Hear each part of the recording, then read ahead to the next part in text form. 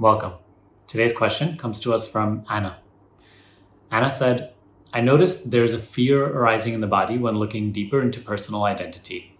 There are no thoughts associated with the fear, no story, no chatter, just sensations in the physical body. I'm aware of the sensations without labeling it as fear. These are just sensations. I don't actually have a question as such, just noticed this latest change. Before I could watch videos and there was an understanding that the person is just a thought, but no reaction in the body. However, now something has shifted. Something is causing fear reaction once again. Once there is a looking into non-existing person. Even now typing this question, fear coming up again. It feels like wakening up sleeping bear, poking him into a sensitive spot. May you have anything to comment regarding this, please? So, of course, in this particular question, Anna raised the fear of going deeper into these teachings, which rises for many of us. However, today's video, what I want to share with you is a way to deal with any fear. How to dissolve any fear through self-inquiry. Okay. So, as Anna said in her question, fear is nothing other than sensations. If you really break fear down into how it manifests in this moment, it is nothing other than a bundle of sensations and thoughts about what is causing the fear, what is there to be afraid of, etc. If you take your attention away from the thoughts and just look in this moment, you see, because thoughts aren't really this moment. Thoughts are just about past and future. They're entirely conceptual. They have no reality. So that's not what the fear actually consists of, It maybe influences those thoughts to arise, which then reinforces those feelings of fear. However, what the fear really consists of in this moment is not really those thoughts, because those thoughts are just projections of past and future. So it is fear and it's not fear, right? But if you look in this moment, in your direct experience, because if you're now looking in direct experience, you're looking through a distorted view, thought, and this will always make you afraid, make you suffer. If you're looking through a distorted view of what is, it will always be a distorted, suffering view. But if you just learn to look in this moment, always. And that's why the teaching of self-inquiry is so potent, so effective, because when it teaches you to start looking in your direct experience and seeing things as they are. And when we see fear as it is, all it is a bunch of sensations. So the way that you would deal with this through the lens of self-inquiry is learning to see that the sensations are something you are aware of, right? Whether that may be a sensation in your chest of some sort of heat or a sort of an anxious feeling in the stomach. Observe the sensations. There's nothing wrong with the sensations. This alone is such a big deal. So you observe the sensations, you acknowledge that, hey, there's no problem in this. The problem isn't in the actual sensation of fear itself. It's just when the thoughts make it into a problem. When the thoughts are just constantly worried about some future scenario and running away from this feeling here and now. But the feeling here and now, when I actually look at it, is not a problem. So you observe the sensation.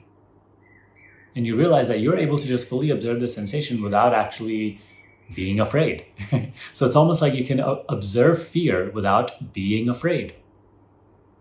And in that very observation, you start to see, I am not the fear. Because whatever you observe, you objectify. Whatever you observe, you see from a distance. You start to separate from yourself. Whatever you observe, you are not that. So now, once we have gotten here? If I'm observing this fear, and I observe it to come and go, to whom does the fear appear? As what do I know fear?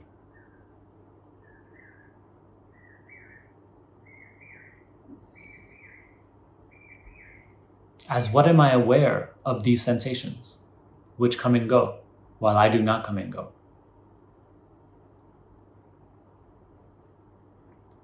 So you see, when we're practicing self-inquiry, we could care less about the fear. We could care less about the sensations that we're experiencing, because they are not the subject of interest. The subject of interest is the self that is aware of them. Because you've just noticed by objectifying fear.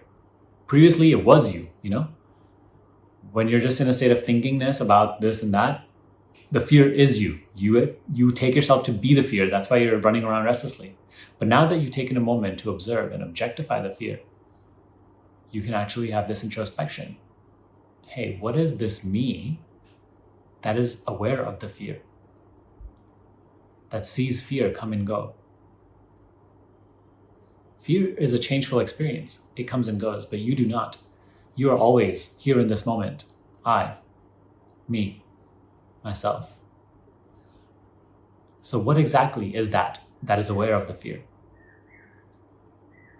This is such a beautiful shift in interest, because previously you were just so focused on the fear and you take yourself to be the fear and you're trying to run away from. It's just a chaotic level of being. But now, your subject of interest has changed. And because of that, the fear is not going to keep its grip over you. In order for the fear to keep its grip over you, it needs to keep you lost in thoughts about what is there to be afraid of in the future. But once you start to see fear as what it is, just sensations, and you start to inquire and just look in your direct experience, see hey, as what am I aware of this fear? What knows this fear? Of course, I am that which knows this fear, so what am I? What is that me, which is not the fear, yet knows fear? Now your gaze is turning away from the fear to the self that is aware of fear as a changeful experience. And here, fear gets dismantled because it doesn't have it's not sourcing your attention, sourcing your interest. So it doesn't have any more life juice to keep going. And not only do you dissolve the fear, but you also start to discover what you are in essence. You start to discover yourself as the awareness in which fear comes and goes. All other emotions come and go. All thoughts come and go. The awareness in which even the body is a changing experience. So you quite literally begin to deconstruct the personal identity. You start to discover yourself at a subtler, deeper level of being, plane of existence, dimension. And it's not just this thing that you were afraid of that's going to leave, it's all fears, because all fears need you to be falsely identified as a person. I'll say that again. All fears need you to be falsely identified as a person. If you keep identifying the self with the person you take yourself to be, you'll always have something to be afraid of. Because as a person, there's tons of things to be afraid of. The future is uncertain. And I'm constantly clinging to things that I want to go my way, and who knows if they'll go my way because life is so uncertain. So of course, as a person, there will always be fear. So if that is our reference point from where we are experiencing our life, there will always be fear. But once you stop being so focused in what there is to be afraid of in the future, and you start to see fear as it actually is, you start to objectify it as a sensation, and you start to see that it comes and goes while you do not come and go. You start to see that the awareness of fear is not afraid. And you start to notice yourself as that awareness. Now, not only are you not afraid, you are quite literally breaking through the chains of personal identity. This, my friend, is how you deal with fear from the lens of self-inquiry. If you want to learn self-inquiry right now, I'm giving away a self-inquiry guide. It is a PDF document, which will walk you through the practice. I hope this video helped you. I really want you to reflect on this. Now, if all of this is really difficult for you, but you want to go deeper into it and you need help, learn more about my School of Awakening. I'll link that down below as well. That's all for today. I'll see you next time. Bye.